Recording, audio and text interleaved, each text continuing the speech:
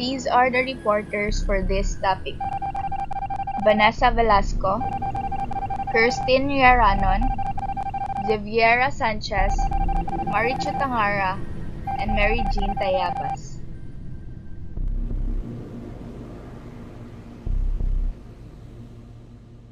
Chapter Outline. In this reporting, you will be able to know what is quality management system and why does it matter, the history of the quality management system, how companies are using quality management system today to improve profitability, the different methods to managing quality, the biggest QMS obstacles and how to avoid them, and how to avoid automating a mess.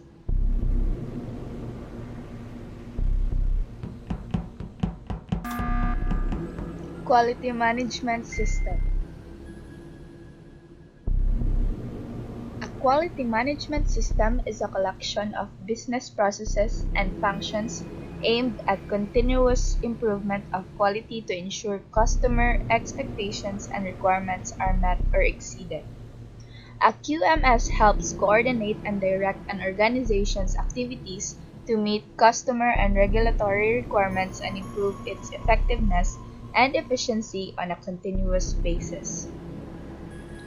The methods by which companies can ensure responsibilities, schedules, relationships, contracts, and agreements are on par with environmental, food, and product safety standards. It is expressed as a framework of organized structures, methods, techniques, policies, procedures, processes, and resources. What you see is the model of a process-based quality management system. Its purpose is for the organization to demonstrate its ability to provide a product that meets customer and regulatory requirements and to enhance customer satisfaction. This purpose is accomplished by evaluating and continually improving the system rather than the product. The first concept in this model is the general requirements. The organization shall determine the processes needed for QMS and their applications throughout the organization.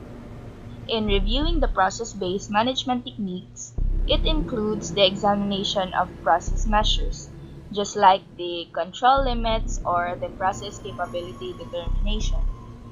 Next is in reviewing your organization processes, their sequence and interactions, the identification of functions and assignment of responsibilities, and performance against requirements, and define measures with focus on processes that directly impact the customer. Third is the organization shall determine criteria and methods for effective operation and control of these processes. When auditing process performance and effectiveness, your aim is to continuously improve effectiveness and efficiency. Fourth is the organization shall or is required to operate and support associated activities, including appropriate training and competency of personnel. Next is that the organization shall monitor, measure wherever applicable, and analyze these processes. They are the areas of establishing a QMS that are largely accomplished through routine, systematic audits of the quality management system. Lastly, the organization shall implement actions to achieve planned results and continual improvements of these processes, promoting continual improvement by viewing actions taken when objectives or targets are not met. The next concept is the documentation, and part of it is the general documentation shall include required documented procedures and records, like the control of documents or records that are essential to maintain efficient communication for a seamless business operation. Next is that the general documentation shall include a quality manual, because it helps the resources in any organization to know and understand the processes and procedure prevalent and helps in implementing in their projects. Next is that it should include statement of a quality policy and quality objectives. A quality policy describes your business, what it offers, and your commitment to delivering the highest quality product. And the quality objectives are the goal linked to meeting customer requirements. Lastly, the general documentation shall include needed documents to ensure effective planning, operation, and control of processes and records, because it establishes and controls records as evidence of conformity to requirements and to demonstrate the effective operation of the quality management system. A procedure or work instruction is needed if its absence could adversely affect the product quality. The extent of the documentation will depend on the organization size and type of activities, the marketing and sales, or the number of employees at any given location. Next is the complexity of the process and their interaction. This requires the description of the interactions between the processes and should include process names, process inputs, and process outputs in order to define their interactions. And lastly, the documentation will depend on the competency of the employees. The standard should satisfy the contractual, statutory, and regulatory requirements and the needs and expectations of customers and other interested parties. The documented information can be in any form and on any medium and can come from any sources. Part of documentation is the quality manual, and it is a document that describes the quality management system of an organization. Its purpose is to clearly communicate information, serves as a framework for meeting quality system requirements, and to convey managerial commitment to the quality system. A quality manual shall be established and maintained that includes the scope of the QMS with details and justification for any exclusion, the documented procedures or reference to them, and a description of the interaction among the QMS processes. The scope of your quality manual should capture the structure and interactions of your business and its quality management system, delineate authorities, interrelationships, and responsibilities of personnel, provide reference to the procedures, forms, reports, process, and activities that it describes. Another part of documentation is the control of documents. Documents required by the QMS shall be controlled, and ISO requires that organizations control the documents required by the quality management system. And in control of documents, records are a special type of document and must be controlled as required by production and service provisions. The documented procedure means that the procedure is established, documented, implemented, and maintained. A documented procedures shall be in place to define the controls needed to approve documents prior to use, review, update, and reapprove as necessary, identify the current revision status, ensure that current versions are available at point of use, ensures that documents are legible and readily identified, identify and distribute documents of external origin, and provide for the prompt removal of obsolete documents and suitable identify any that may be retained. A document management system helps automate the control and tracking of documents that are managed according to document control procedures. The next part of documentation is the control of records. First, it establishes and controls records as evidence of conformity to requirements and to demonstrate the effective operation of the quality management system shall be controlled. Next is a documented procedures aimed to define and provide the controls needed on the use, maintenance, and disposal of retained or inactive documented information. Next is the records shall remain legible and readily identifiable and retrievable. And lastly, the records can be used, for example, to formalize traceability and to provide evidence of verification, preventive actions, and corrective actions. The next concept in the model is the management responsibility. Management commitment. Top management shall provide evidence of its commitment to the development, implementation, and continual improvement of the QMS by first communicating the need to meet customer, legal, and regulatory requirements. Second is to establish a quality policy. Next is to ensuring that quality objectives are established.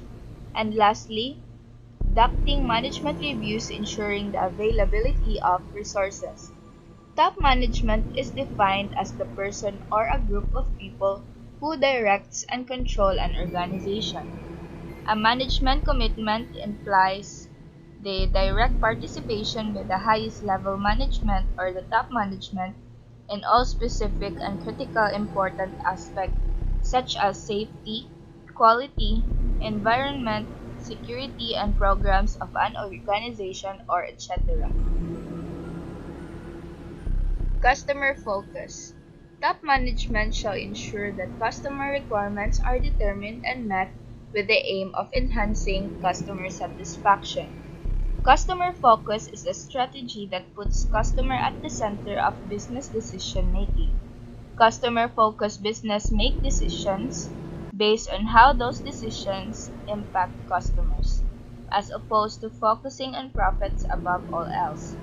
It's a long-term strategy that develops loyalty and builds trust. Quality policy. Top management shall ensure that the quality policy is appropriate to the organization's purpose or mission, that it includes a commitment to comply with requirements and continually improve the effectiveness of the QMS, that the quality policy provides a framework for establishing and reviewing the quality objectives, and it is communicated and understood within the organization. And lastly, it is reviewed for continuing stability. It provides the highest level objective for your system's function, providing direction for each action and decision by all members of your team. Planning. There are two parts of planning, which are the quality objectives and the quality management system planning. In quality objectives, the top management shall ensure that quality objectives are established at relevant functions and level within the organization and include product requirements. Next is the quality objectives must be measurable. Take into account applicable requirements and be monitored in order to determine whether they are being met. Next is they should ensure that the customer expectations are met and they should contribute to the enhancement of customer satisfaction.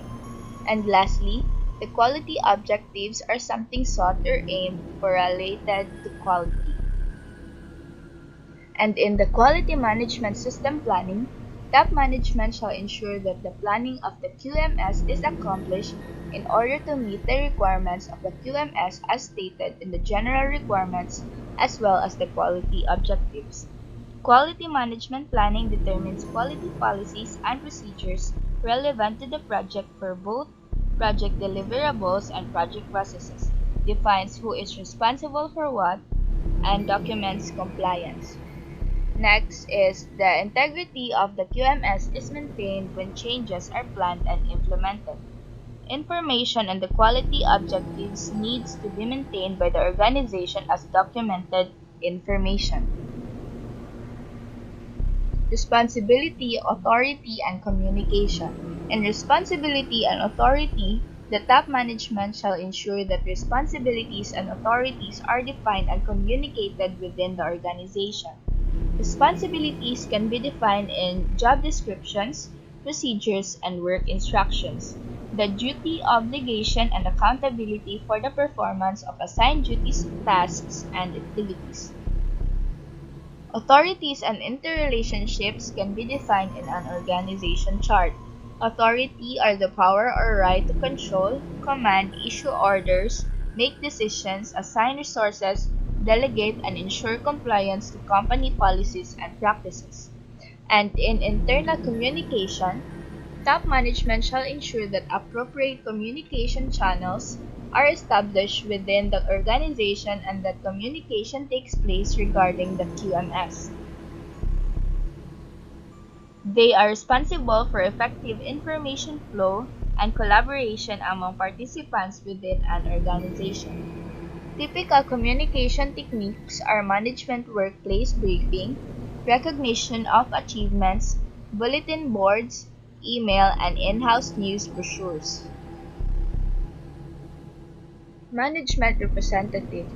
Top management shall appoint a member of the organization's management, regardless of his or her other duties, that shall have the responsibility and authority that includes: first is ensuring that processes needed for the QMS system are established, implemented, and maintained. Second is reporting to top management on the performance of the QMS and any needed for improvement. And lastly, ensuring the promotion of awareness of customer requirements throughout the organization. The appointment of a member of top management as the representative can contribute to the effectiveness of the QMS. Management review. In general, top management shall review the QMS at planned intervals to ensure its continuing suitability, adequacy, and effectiveness. Management review is the routine evaluation of whether management systems are performing as intended and producing the desired results as efficiently as possible. This review shall include assessing opportunities for improvement and the need for changes to the QMS, including the quality policy and the quality objectives. Lastly, the records from the reviews shall be maintained. It is the ongoing due diligence review by management that fills the gap between day-to-day work activities and periodic formal audits. Management review input and output. The input to the review shall include information on results of audits, customer feedback, process performance and product conformity, status of corrective and preventive performance, follow-up actions from previous management reviews, changes that could affect the QMS, and recommendation for improvement. This list of inputs for management review should reflect trends in the QMS and involves aspects of performance, control, consulting, changes, improvements, and risks. The information should assist in determining the achievement of planned results. And the output from the review shall include any decisions and actions related to improvement of the effectiveness of the QMS and its processes, improvement of the product related to customer requirements, and the resources needed. The top management can use the outputs as inputs to improvement opportunities. The next concept is the resource management. Provision of resources. The organization shall determine and provide the resources needed to implement and maintain the QMS and continually improve its effectiveness. Resources management is the practice of planning, scheduling, and allocating people, money, and technology to a project or program. Also, to enhance customer satisfaction by meeting customer requirements. In essence, it is the process of allocating resources to achieve the greatest organizational value. Resources may be people, infrastructure, work environment, information, suppliers, natural resources, and financial resources. Resources can be aligned with quality objectives. Human resources. In general, personnel performing work that affects conformity to product requirements shall be competent on the basis of appropriate education, training, skills, and experience. The requirements mandate that everyone who affects the QMS must be competent. Next is conformity to product requirements can be affected directly or indirectly by personnel performing any task within the QMS. Conformity involves a set of processes that show your product, service, or system meets the requirements of a standard. Competence, training, and awareness. The organization shall determine the necessary competence for personnel performing work affecting conformity to product requirements. Where applicable, provide training or take other actions to achieve the necessary competence. Next is evaluate the effectiveness of the action taken. Fourth is ensure that its personnel are aware of the relevance and importance of their activities and how they contribute to the achievement of the quality objectives. And lastly, they maintain appropriate records of education, training, skills, and experience. Resource management is the process of planning, scheduling, and allocating resources to complete a project. A competency is the capability to apply or use a set of related knowledge, skills, and abilities required to successfully perform critical work function or tasks in a defined work setting. The best way to evaluate training effectiveness and any change in learning is through assessment before and after the training. Guidelines for training will help organizations comply with this standard. Infrastructure. It comprises the planning, control activities, and improvement work that ensure population receive high-quality health services. The organization shall determine, provide, and maintain the infrastructure needed to achieve conformity to product requirements. Infrastructure includes, as applicable, buildings, workspace, and associated utilities, process equipment for both hardware and software, and lastly is the supporting services such as transport, communication, or information system. Work environment.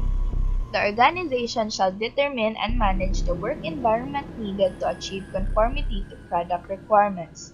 The creation of a suitable work environment can have a positive influence on employee motivation, satisfaction, and performance. Taking care of the workplace environment improves productivity, helps retain talent, and most important of all, it is good for the company's overall mental health. The term work environment relates to those conditions under which work is performed, including physical, environmental, and other factors such as noise, temperature, humidity, lighting, and weather.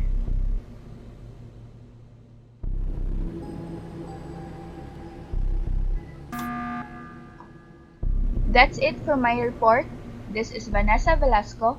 If you have any question or clarification, you can ask me at the end of our reporting. Thank you.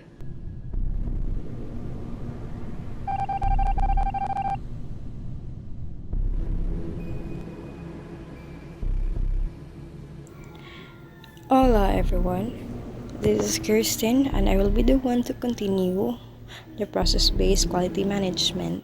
So now let's move on to product realization. So the organization shall plan and develop the processes needed for product realization.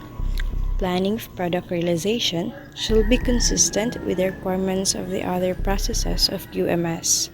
So in planning product realization, the organization shall determine the following as appropriate: the quality objective and requirements for the product, the need to establish processes and documents and to provide resources specific to the product, required verification, validation, monitoring, measurement inspection, task activities, and criteria for product acceptance.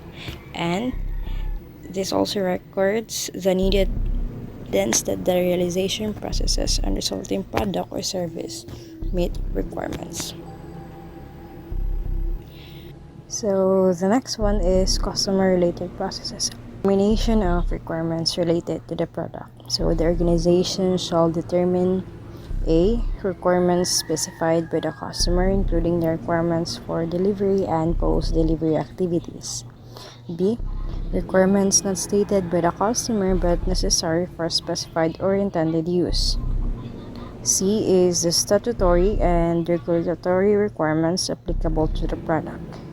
And lastly is any additional requirements considered necessary by the organization. Next is design and development. So the organization shall plan and control the design and the development of the product. During the design and development planning, the organization shall determine the design and development stages. It also reviews verification and validation. Responsibilities and authorities for design and development, and any additional requirements considered necessary by the organization. So next is purchasing. So in purchasing process, the organization shall ensure that that purchased product conforms to be specified purchase requirements. Also, the organization shall evaluate and select supplier based on their ability to supply product in accordance with the organization's requirements. So in purchasing information, it shall describe the product to be purchased, including where appropriate requirements for approval of product, procedures, processes, and equipment, requirements for qualification of personnel, and QMS requirements. The organization shall ensure the adequacy of specified requirements prior to their communication to the supplier. Lastly is a verification of purchased product. The organization shall establish and implement the inspection or other activities necessary for ensuring that purchased product meets specified purchase requirements. Where the organization or its customers intends to perform verification at the supplier's premises, the organization shall state that the intended verification arrangements and methods of product release in the processing information. So now let's move on to the measurement, analysis, and improvement. So general is when the organization shall plan and implement the monitoring, measurement, analysis, and improvement processes needed to demonstrate conformity to product requirements, to ensure conformity of the QMS, and to continually improve the effectiveness of QMS. So this shall include determination of applicable methods, including statistical techniques and the extent of their use. So, monitoring and measurement. In customer satisfaction, as one of the measurements of the performance of QMS, the organization shall monitor information relating to customer perceptions as to whether the organization has met customers' requirements. The methods for obtaining and using this information shall be determined. So in monitoring and measurement of processes, the organization shall apply suitable methods for monitoring and where applicable measurement of the QMS processes. These methods shall demonstrate the ability of the processes to achieve planned results. When planned results are not achieved, correction and corrective action shall be taken as appropriate. So, in controlling of non-conformity product, the organization shall ensure that product which does not conform to product requirements is identified and controlled to prevent its unintended use of delivery. A document procedure shall be established to define the controls and related responsibilities and authorities for dealing with non-conforming product. Wherever applicable, the organization shall deal with non-conforming product in one or more of the following ways. A. By taking action to eliminate the detected nonconformity. B. Is by authorizing its use, release, or acceptance under concession by a relevant authority and where excuse me and where applicable by the customer, and C. By taking action to preclude its original intended use or application, and lastly by taking action appropriate to the effects of nonconformity when nonconforming product is detected after delivery or use has started. Records of the nature of nonconformities and any subsequent actions taken, including concessions obtained, shall be maintained. When non-conforming product is corrected, it shall be subject to re-verification to demonstrate conformity to the requirements.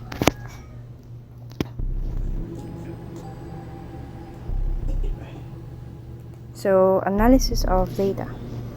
It is when the organization shall determine, collect, and analyze appropriate data to demonstrate the suitability and effectiveness of the QMS, and to evaluate where continual improvement of the effectiveness of the QMS can be made.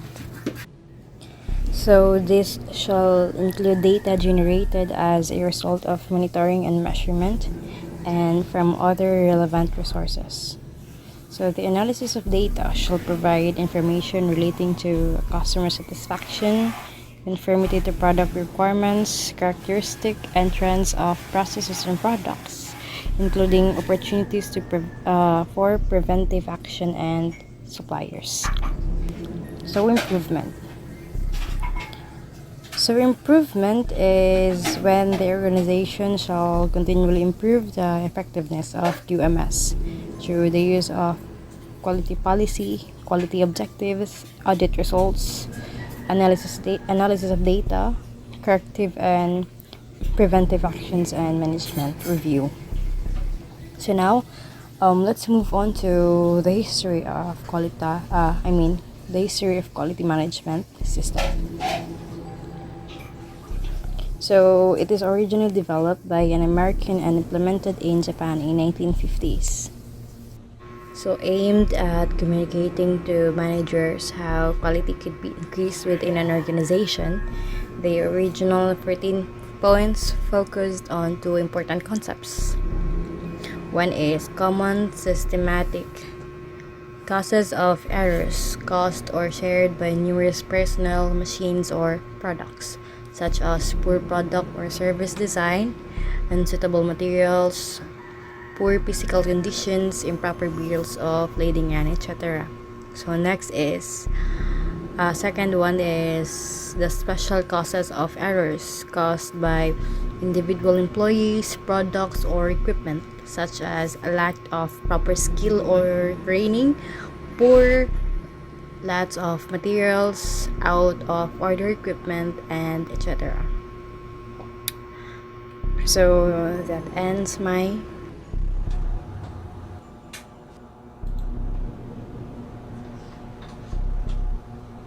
So hello everyone. Since Kirsten Yaranen has been eliminated, let's start another game. So there are 3 reporters remaining. I am Zagara Sanchez, the reporter, and to be followed by Maricho Tangara and Mary Jean Tayabas. So let's start. So we are now in the chapter 3.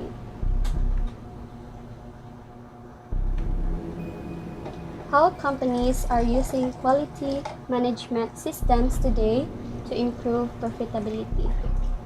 While the emphasis of a QMS is not placed on profits, proper implementation can and often does increase a company's bottom line.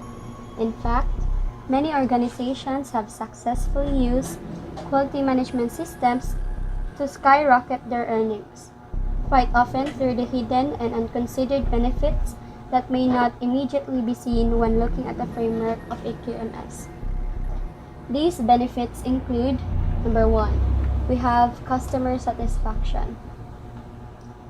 Meeting the customer's requirements is one of the factors that is focused on quality management system, which helps to instill confidence in the organization, in turn leading to more customers, more sales, and more repeat business.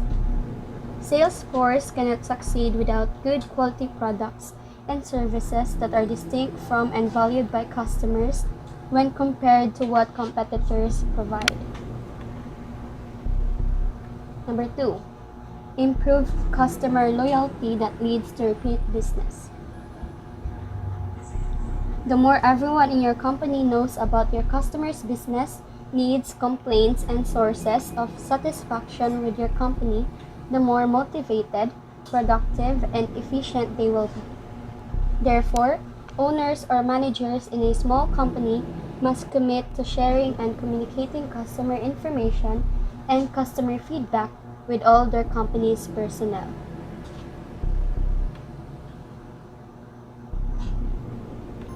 So number 3, heighten employee and company morale that reduces turnover rates, thereby decreasing costs of training new employees. So remember to communicate to your employees if you want them to continue to provide you with quality information and insights. Example is to give them assignments and give recognition to their work whenever they achieve something to make them feel the sense of belongingness. Number 4, a sense of accountability and an understanding of individual contribution that fosters open communication and active participation from employees on all levels. It's important that people in different functions or departments are encouraged to talk with and get help from each other. The more participation by company employees in quality programs and the more ways they think up to improve customer satisfaction, the better the quality. The management challenges goals and targets that encourage company's growth and expansion. Number 5, flexibility that enables fast and appropriate reactions to opportunities and obstacles. The company should have the sense of recognizing consequences with regards to implementing their quality management program. Thus, they should avoid such obstacles coming along and react to those opportunities necessary for the implementation. Number 6, measured and comprehensive tracking and monitoring systems that are capable of detecting defects, gaps in production and customer satisfaction, and core issues within processes, goals, or functions. It is essential that you actively seek customer feedback on performance on a regular basis. It is not enough for you to believe that your business is doing a better job with your customers than the competition is doing.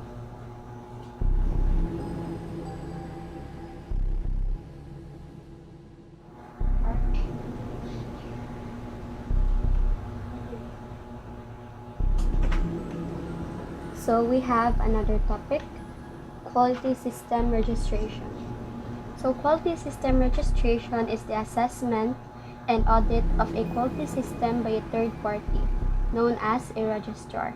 So there are two parts of quality system registration: selecting a registrar and the registration process.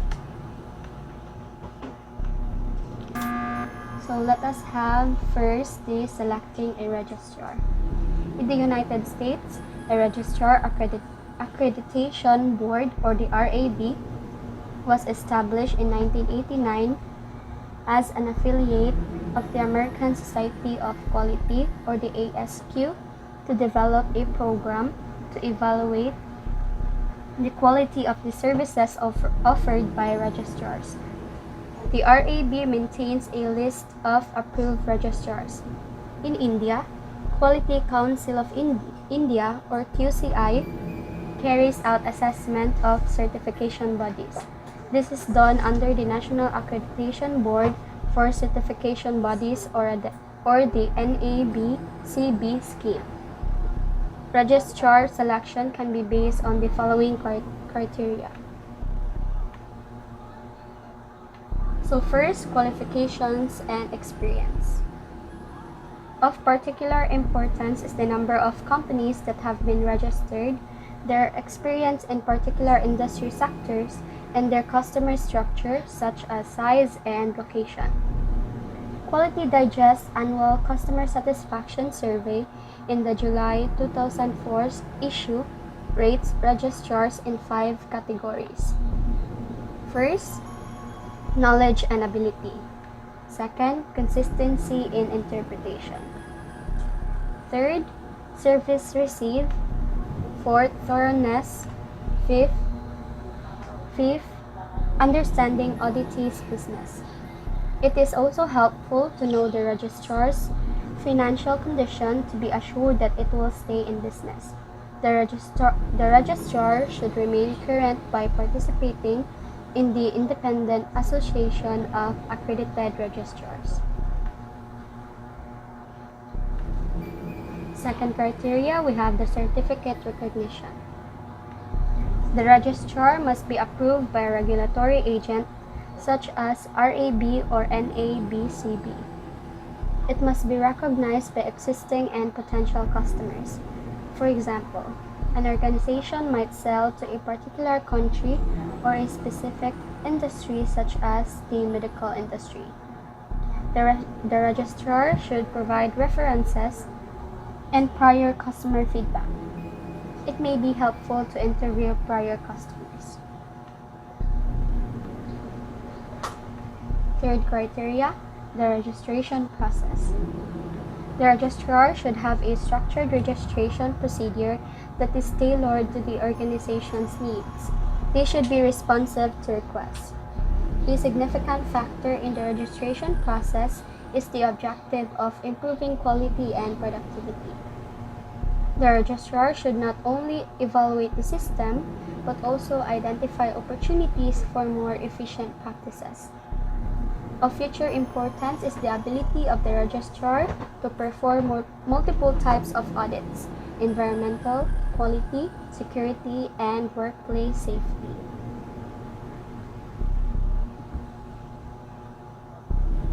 So fourth, we have time and cost constraints. The evaluation should include the lead time necessary prior to the audit. In addition, the evaluation should include the time and cost required for the initial audit and the surveillance audits. Be wary of additional fees, such as the use of a subcontractor that has expert knowledge or language skills.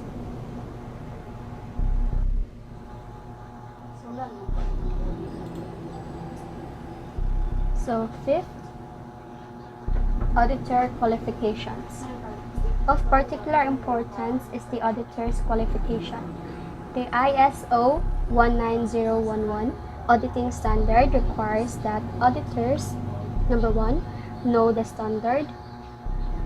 Number 2, know the types of processes, the organization, and the customers. And number 3, have the knowledge, temperament, and experience to be credible. Because the auditor and registrar are exposed to sensitive information about the organization, it is vital that a non-disclosure policy be maintained. It is also vital that the auditor has no conflict of interest with the organization. The registrar should provide proof of qualifications, knowledge, and experience. The organization should be able to refuse a particular auditor and have a suitable replacement found. So it is wise to take time to select the best registrar for an organization's need in order to avoid dissatisfaction. The Vice President of Engineered Systems Incorporated in Delaware, H.O., comments about his direct experience with a registrar. I was frustrated with their level of unresponsiveness. We were never given a point person as a contact, and they did not return phone calls. Other areas of dissatisfaction by other organizations are constantly rescheduling audits, billing undisclosed expenses, arrogant and argumentative auditors, and reporting findings in an untimely fashion. So we have another part for the qualification system. The quality system registration. We have the registration process. The registration process has 6 basic steps. So first, we have the application for registration. Next, document review, pre-assessment, assessment, registration, and follow-up surveillance.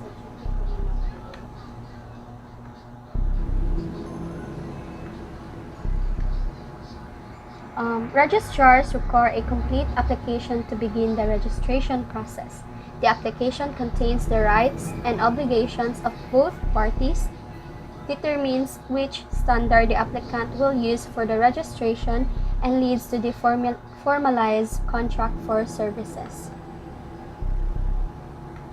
After accepting the application and setting a time frame for registration, the registrar will review the quality system documentation. Some registrars want only the policy manual, whereas others require the policy and procedure manuals. The registrar then compares the organization's documentation with the appropriate standard to determine if the intent of the standard has been met.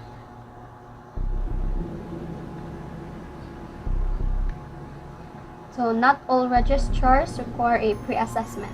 However, most recommend one be conducted. The pre-assessment is a broad overview of the organization's operation to determine an initial preparedness for a full assessment or audit. A pre-assessment could identify a major deficiency or lack of documentation that can be corrected before the audit takes place, thus enhancing the possibility of approval of the first audit attempt. In other cases, the pre-assessment is an option that the organization may not need. After determining that the organization's documents conform to the selected standard, a full audit or assessment is performed. Typically, an audit will take 2 to 4 days and will involve 2 or more audits at the organization's facility. The audit will follow the same procedure as that outlined in the internal audit procedures and cover all areas and all procedures of the organization in one audit. The client of the audit should be in charge. They should demand capable, honest, and meaningful examinations in return for the money invested. The organization's internal audit should lead to continual improvement. The third-party audit process should verify that the organization's quality management system is performing effectively. The lead auditor will conduct a closing meeting, which will consist a verbal summary of the audit findings and a recommendation concerning registration. If the applicant has only minor non-compliances, the recommendation would be for registration. If one or more major non-compliances are registered but appear to be easily corrected, the recommendation may be for a conditional approval pending corrective action. The recommendation for this approval will be made if it is determined that procedures have not been implemented or at least one element of the standard has not been addressed. So after registration is approved, the registrar will conduct surveillance audits at intervals of 6 months to a year. These audits will not be full audits, but random checks of some elements to ensure that the system continues to function. Registration is good for 3 years, at which time the organization must be recertified. So I am your reporter, Xavier Sanchez, and there are 2 reporters left.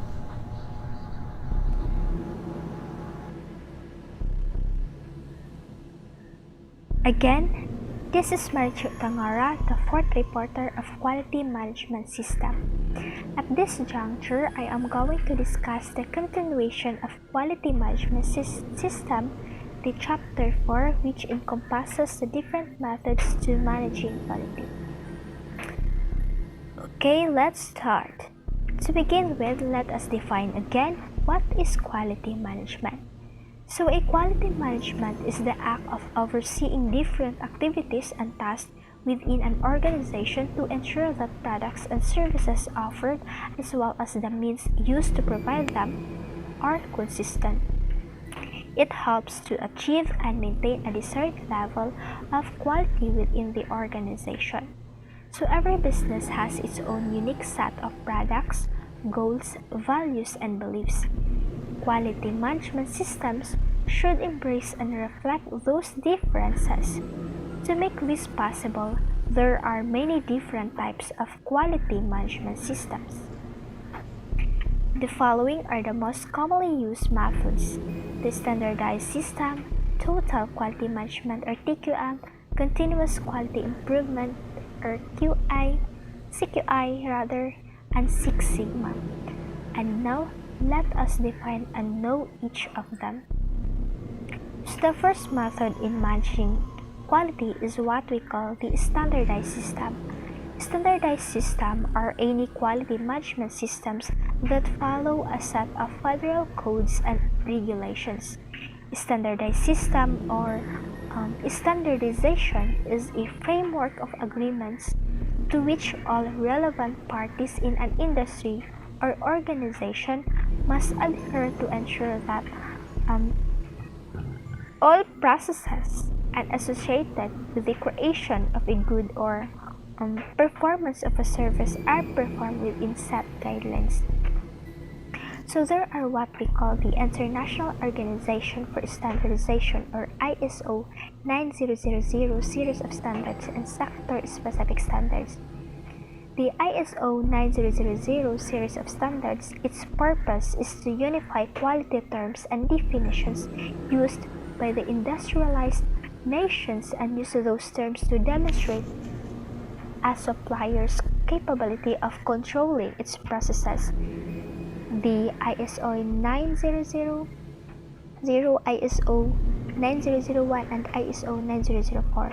On the other hand, sector-specific standards. There are currently three other quality systems: the AS9 1000, the ISO or TS 16949, and TL 9000. As I mentioned, there are three standards of this series: the ISO 9000, ISO 9001, and ISO 9004. First is the ISO 9000.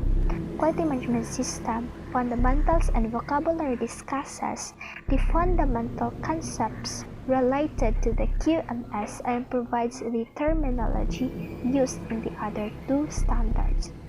Second, the ISO 9001. Quality Management Systems, the requirements is the standard used for registration by demonstrating conformity of the QMS to customers, regulatory, and the organization's own requirements. And third, the ISO 9004. Quality Management Systems Guidelines for Performance Improvement provides guidelines that an organization can use to establish a QMS focused on improving performance. Next is the three other quality systems under sector-specific standards: the AS9100, ISO or TS16949, and TL9000. First is AS9100. It is the International Quality of Management System standard for the aviation, space, and defense or ES&D. Second is ISO or TS16949. This standard is entitled to Quality Systems, Automotive Suppliers, Particular Requirements for the application of the ISO 9001.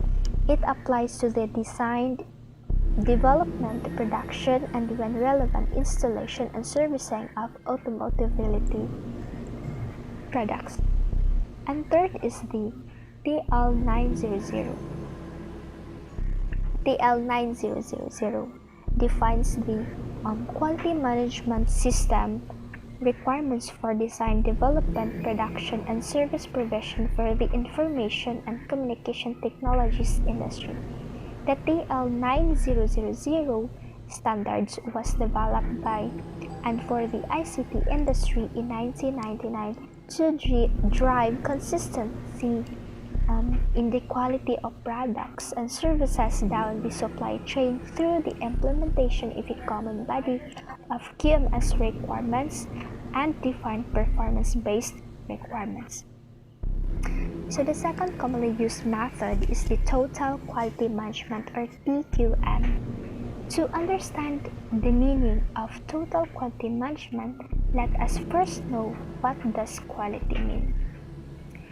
Quality refers to a parameter which decides the superiority or inferiority of a product or service.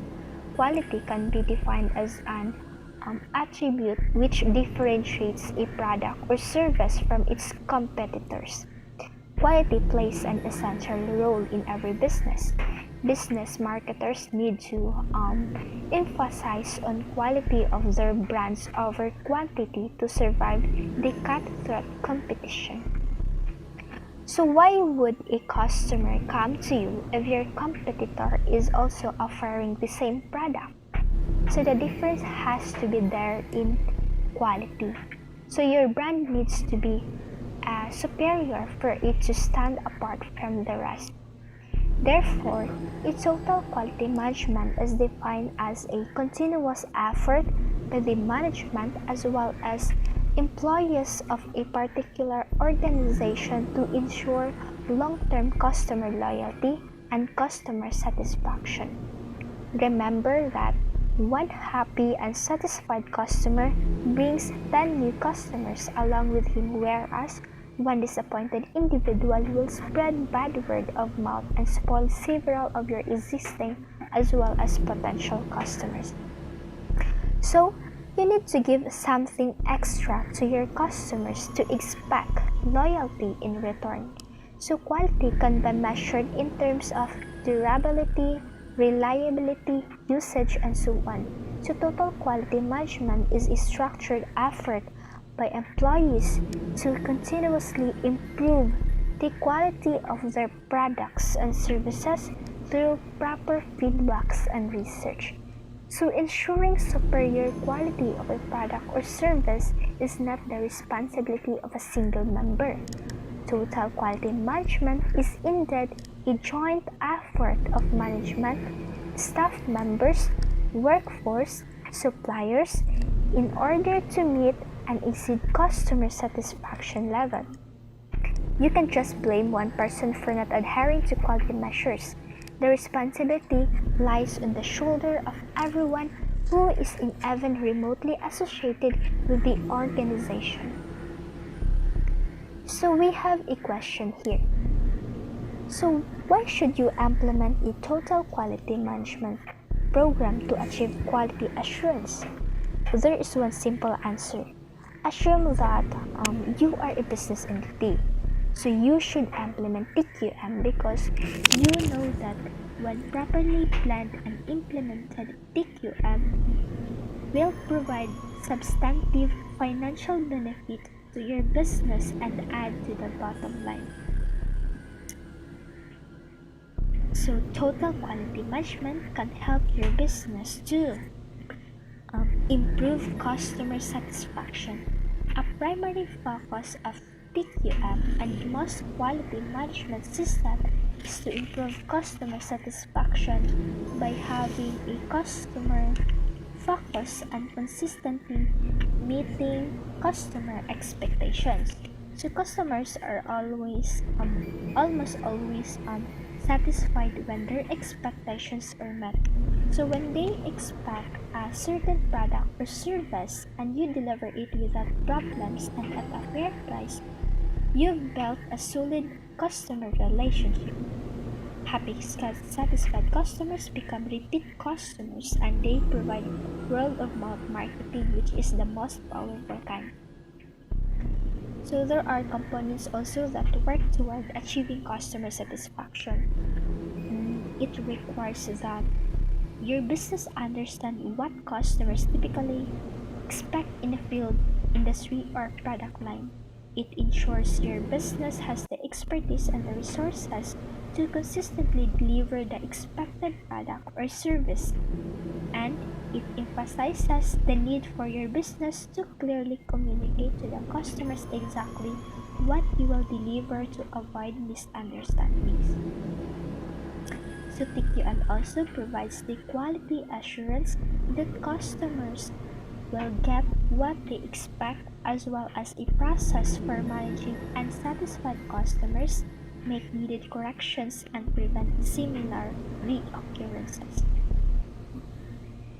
Another is that through TQM, it helps to improve business efficiency and effectiveness. While focusing on the customer is critical to success, it is not the only factor. A business can go broke sparing no expense to make customers happy. So not only does a business need to satisfy customers, but it needs to do it in a way that is. A business also has to look within and understand its own operations, which is the another important role of a quality management system. So a total quality management places a focus on internal processes, including how processes align to produce desired outcomes to satisfy customers, how consistently process deliver desired outcomes for its effectiveness, then the productivity of a process compared the resources used with the efficiency. Also, TQM provides long-term competitiveness. Being able to satisfy customers while operating effectively and efficiency is truly the recipe for financial success and stability. So if you achieve these quality assurance goals that are part of the total quality management, then you will likely be in business for a long time to come. So notice that with TQM, quality is not just about a product or service meeting or somewhat arbitrary requirements. It is about how the whole organization operates to understand customers' expectations and competitiveness, delivery or deliver customer satisfaction. So the question is how TQM affects the performance of an organization. So TQM improves the operational performance of an organization, which ultimately affects the other dimensions of performance, such as financial performance, customer satisfaction, and other stakeholders' performances. So therefore, total quality management, by encouraging teamwork and empowering employees to make decisions, can facilitate good communication and effective response within and across different functional units within an organization. So earlier I have mentioned some of the benefits or its importance of the quality management.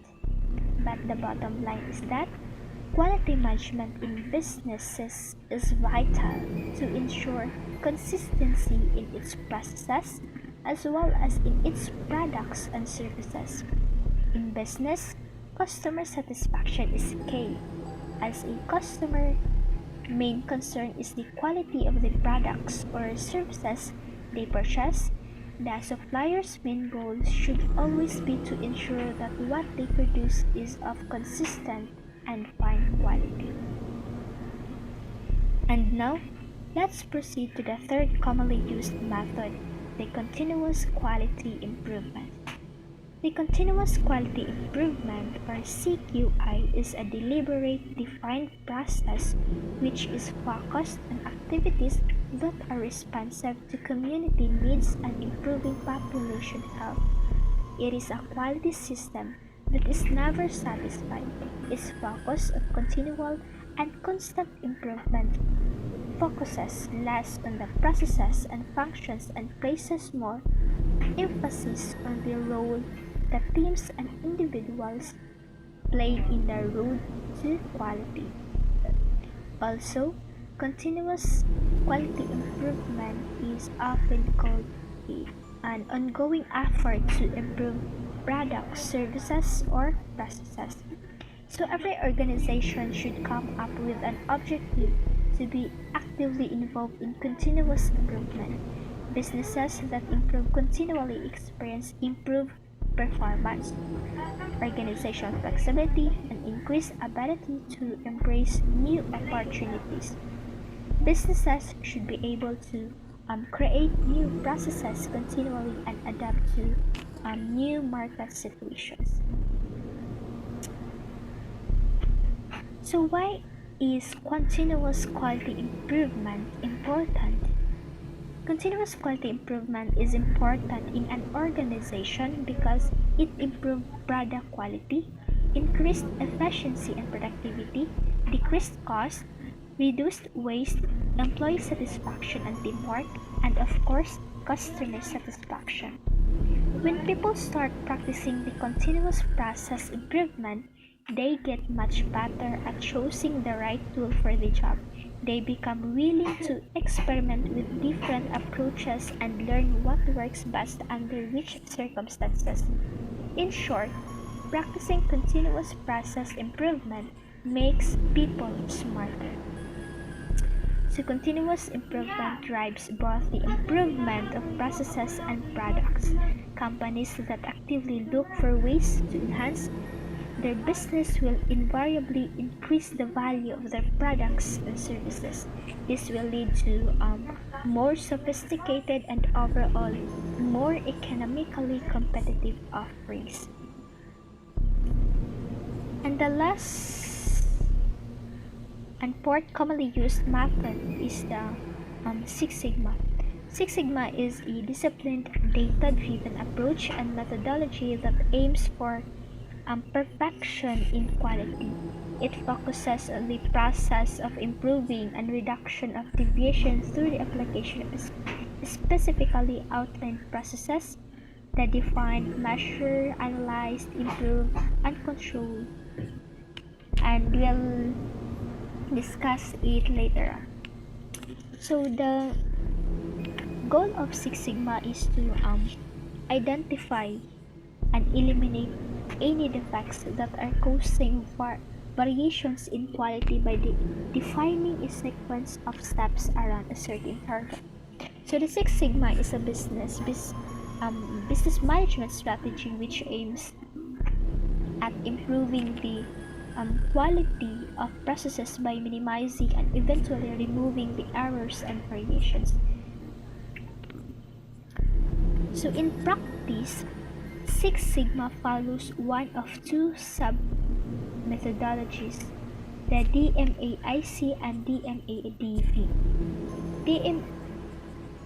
DMAIC focuses on improving existing business practices.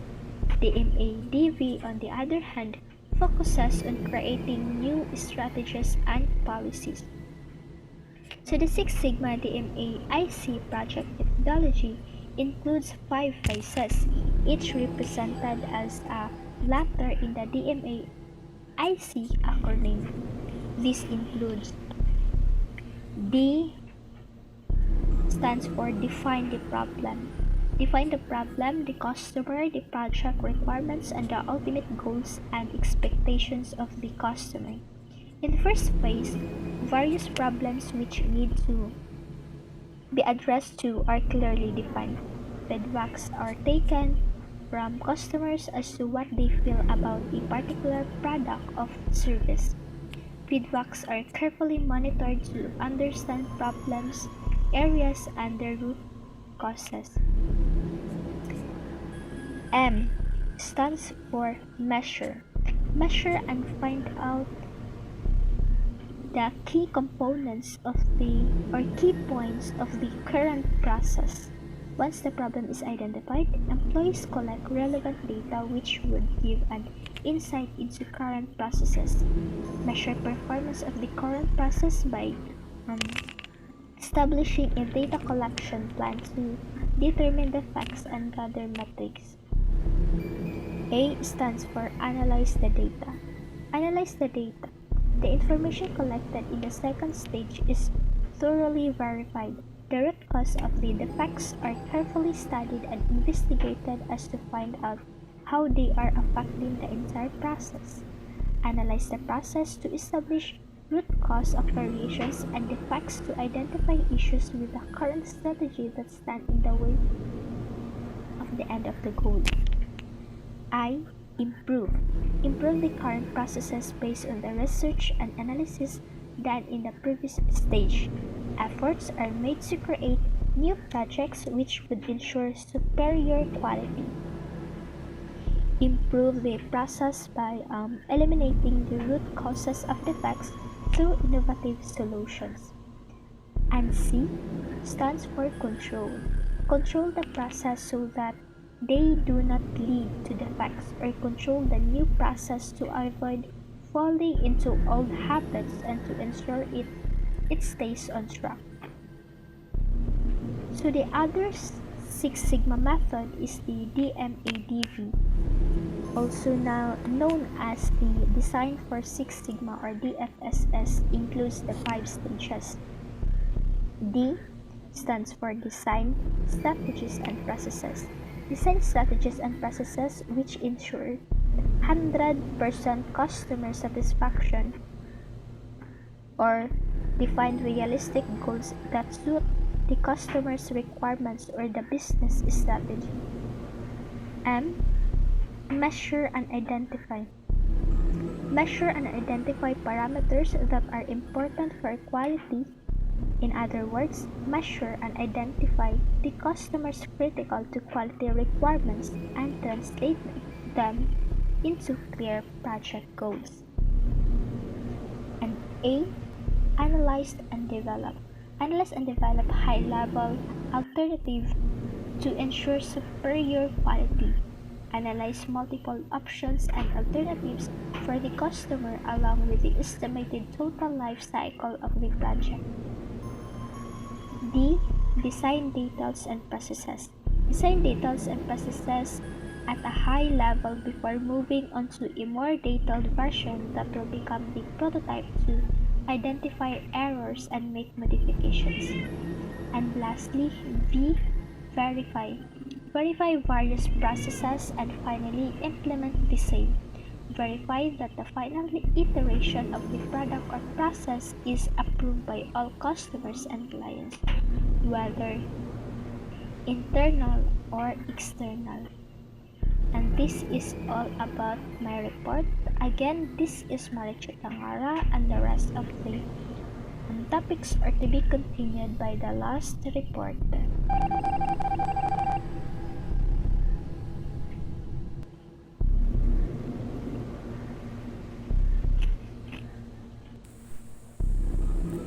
Hello everyone, I am Jean Tayabas and I am the last reporter of Group 6, and we're going to talk about the different obstacles in quality management systems and its possible ways to overcome it.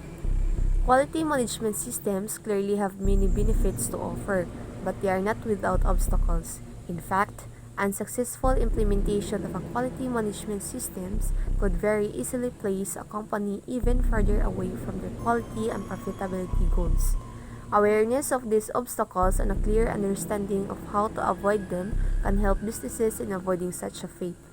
The following are the list of the biggest obstacles to the successful implementation of any quality management system. First, we have the disorganized organization. While disorganization can affect nearly any part of a company, document control is often the most critical. Responsible for regulating and controlling crucial systems, processes, functions, and procedures, documents can drive nearly every action within a company. When organizational issues in this area exist, the tracking, monitoring, updating, accessing, locating, and distributing of those key documents becomes difficult and tedious. Errors becomes a tangible problem, time is wasted, and employees become frustrated, confused, and disgruntled, and your company's goals for productivity, quality, and profitability crumble. In order to overcome this obstacle, document control management software programs can offer a solution for some of the most commonly experienced document control issues. However, it is important to understand that not all document control solutions are equally beneficial. Some will provide more functionality and security than others, and some may not work with your current operating system. A clear understanding of your company's needs and goals will be crucial in choosing the best control software of your business. What is a document management system? Document management systems are essentially electronic filing cabinets your organization can use as a foundation for organizing all digital and paper documents. Any hard copies of documents can simply be uploaded directly to the document management system with a scanner. Oftentimes, document management systems allow users to enter metadata and tags that can be used to organize all stored files. Most document management software systems have a built-in search engine, which allows users to quickly navigate even the most expensive document libraries to access the appropriate file. Storing sensitive documents as well will not be worried because most document management systems have permission settings, ensuring only the appropriate personnel can access privileged information. Second, we have too much work, not enough staff. Although the competitive market has pushed many companies to improve the quality of their products and services, it has also created a disparity between the amount of work that must be done and the funds available to employ workers to complete that work. Staffing issues may also be present in industries with high turnover or accident rates. Regardless of the reason behind it, businesses that struggle with staffing are likely to experience a number of issues that range from general employee dissatisfaction and even high turnovers to unfinished work and an increase in errors. The results are far-reaching and can include issues like poorer quality, deviation from the quality management system, failed audits, decreased customer satisfaction, and a decline in sales and profits. To overcome this obstacle, staffing issues can be tricky to resolve. On one hand, you can hire more employees, but if the budget simply does not allow for it, then you must come up with other solutions.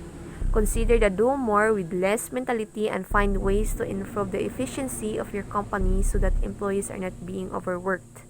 Implement such a plan successfully and you could very well see improved morale, fewer errors, and an increases in both productivity and quality. Third, we have the trouble with change. Implementing a quality management system means making a lot of changes. Some are big and some are small, but they all need one key ingredient to be successful: the cooperation and assistance of your employees. Unfortunately, humans are resistant to change by nature. This can apply even when the change is positive. So, in order to combat this human nature and get the employees on board with all the changes that are about to happen, the trick is to understand that it is less about changing human nature and more about addressing the core reason behind that resistance. To overcome this obstacle, any number of reasons can be responsible for a resistance to change. Fear, cynicism, skepticism, feelings of a lack of sincerity, the list is truly endless. In order to combat these issues, you must embrace human nature. You also have to be an effective communicator and a leader worth following. Most importantly, recognize that change is difficult by celebrating small gains and expecting failures.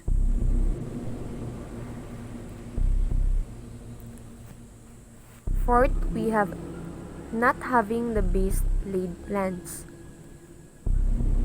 You wouldn't travel to a foreign country without knowing at least some basic language, nor would you venture into a location that you never visited without a map. So, why is it that so many businesses attempt to implement a quality management system without a proper plan? Maybe it's that they are uncertain of how to create such a plan, or maybe they are unaware of the need for one, or maybe they aren't fully clear on why it is they want to implement a quality management system in the first place. Regardless of the reason, it is a formula for disaster. To overcome this obstacle, the solution to this common problem is rather obvious. You need to create a plan. Of course, when you are new to quality management and it's sometimes obscure rules, regulations, guidelines, and concepts, this can seem like an impossible task. Focus instead on what your company's goals and values are, and what it is that your customers want. These are the touchstones for your quality management implementation plan. They are what you will use to determine how a guideline, rule, concept, or regulation applies to your businesses. Here are the steps in implementation of quality management systems. First, we have the top management commitment. The most important step in implementing a quality system that will meet or exceed an ISO 9000 standard is to acquire the full support of upper management. The Chief Executive Officer or the CEO must be willing to commit the resources necessary to achieve certification. This is critical to the success of the project. Without the CEO's support, the process may continuously run into unnecessary roadblocks or even be doomed to failure. Because top management is assigned specific responsibilities in the standard, it is necessary that they be involved in its implementation. Second, we have appoint the management representative.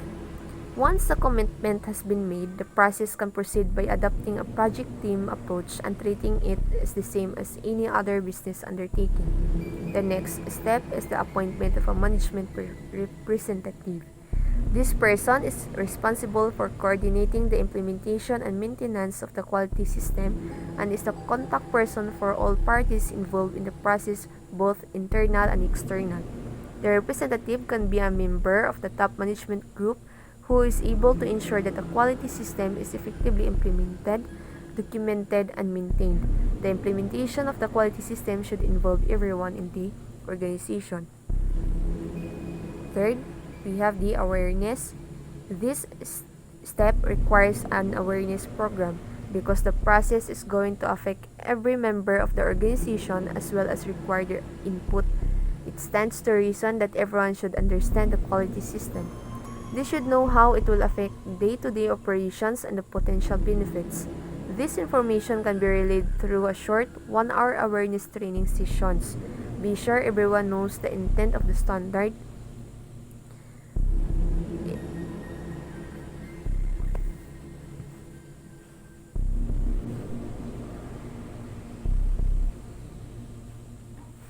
Fourth, we have the appoint an implementation team.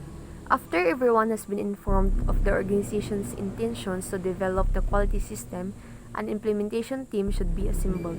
This team should be drawn from all levels and areas of the organization so that it is representative.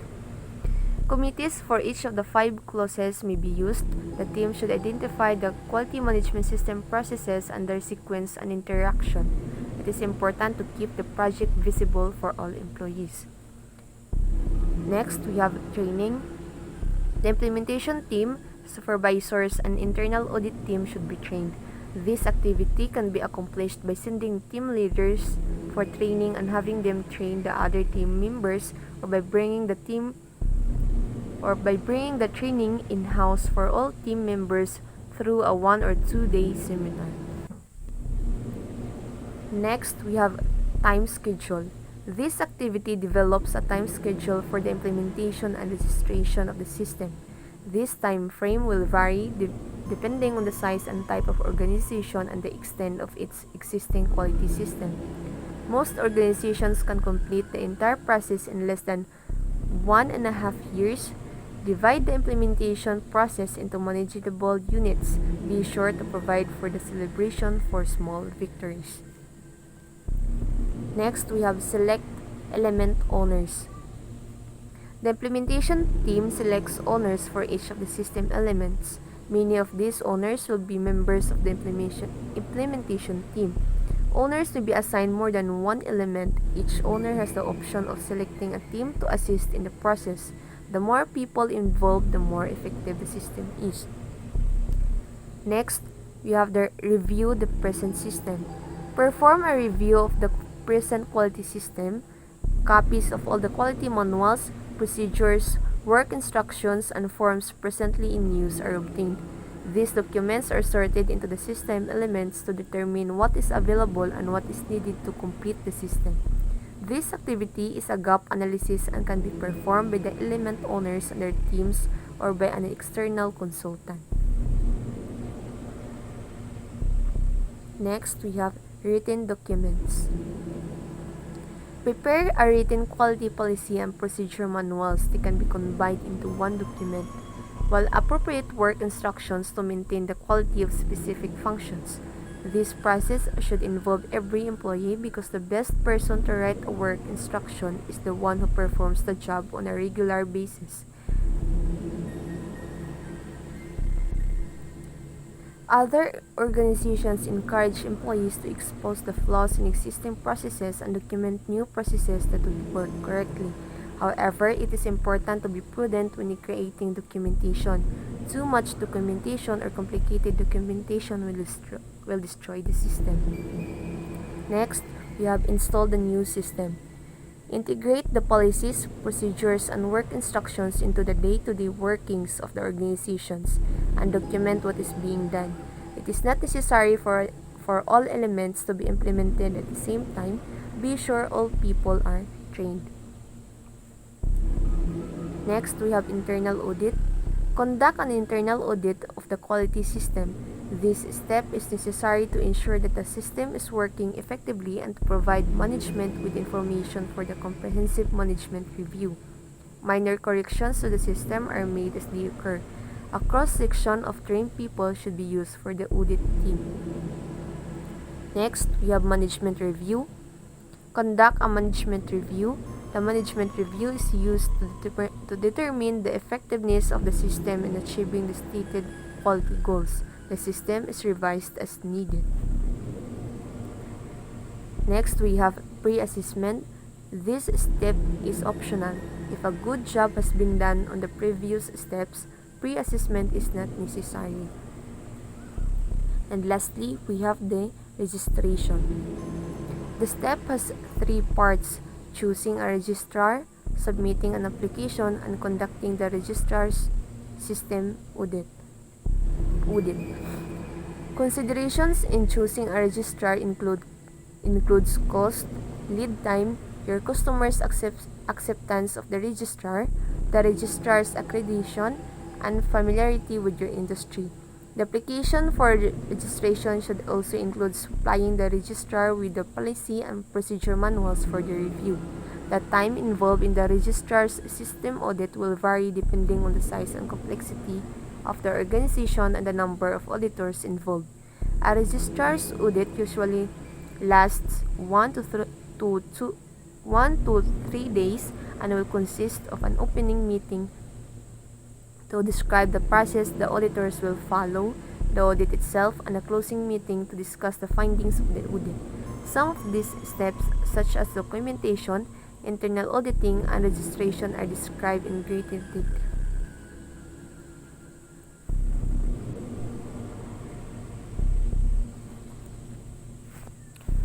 How to avoid automating a mess on quality management system. In quality management system, you're automating a mess when necessary documents become impossible to find or altered, schedules do not go out on time, or the wrong maintenance ticket is sent, corrective actions become clogged, or critical actions end up being delayed. In contrast, for the effective solution of this problem, well-implemented, well-planned, effective automation systems have the potential to improve everything from productivity to employee morale. Best of all, the right automating systems can make everyday duties easier, better organized, and practically seamless without negatively affecting quality, productivity, or profits. The document control system sets the foundation for an effective quality system. An automated document control system helps by centralizing all data, making it easier to create, approve, and distribute all documents. However, a quality management system's automated document control system is designed to keep all of your company's records organized. And that would be all. And thank you.